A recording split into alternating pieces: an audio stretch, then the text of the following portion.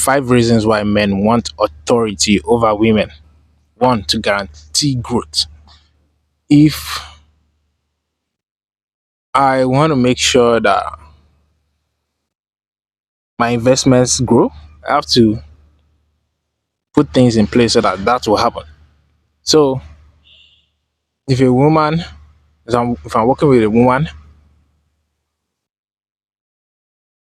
and I'm buying stuff, food stuff, and she has to process them to make them last longer, I have to make sure she's on track. Maybe she doesn't really know how to do it.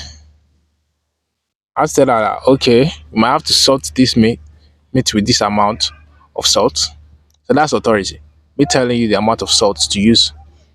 And if you use less, I have to come back and tell you, you use less. That's wrong.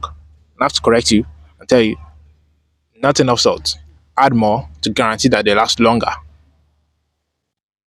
So the meat I bought are preserved. So I don't have more. I don't have losses. Now imagine if I come home, she puts just a sprinkle a little salt, and then all the meat spoiled. So the work I did is all wasted. And now I have to start to work for the same thing again when I could be working for something bigger. And instead of correcting her, I just let things go because I don't want to have authority. I want us to be equal. So I just say, you know what, it's okay. Let's just keep. You can do whatever you like. Or I say, oh, it's bad, but it's not that much of a big deal. Let me get another one. And let me get another one. Let me get another one. And she doesn't understand the implication of the magnitude of our errors, and I don't make it known. So that's what one reason why men need to have authority over women to guarantee growth. Second one is to master. Men are more of master of logistics. Women maybe emotions. If men are more of master of logistics, then women should be master of emotions.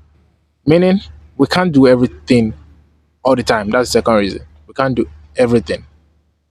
So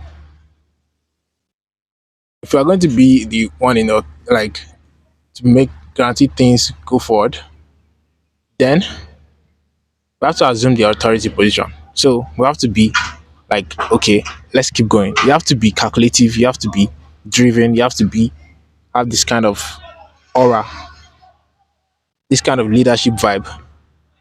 The woman then can be more okay, understanding, then she can assume that position.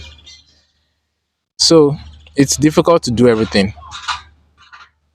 Like for me to master, calculate when things will grow, to be out there making things work, then I now have to come home again and be, even when I'm stressed from all that, and to be as soft as possible and talk, watch out my tone. Nah, that's not very realistic.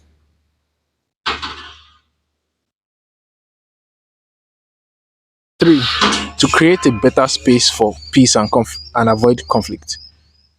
Yeah, because in a place where two people have authority and everything is balanced, there will be a lot of discussion and a lot of argument and a lot of it's a space where things there will be a lot of disagreements, and in that space, instead of you growing against the forces of the world and making sure that inflation does not catch up with you and things like that, you are busy arguing. Imagine arguing in a storm when you're supposed to be, someone is supposed to take a leadership position, someone is supposed to take ownership position, but you just let yourself argue and then the storm carries you away.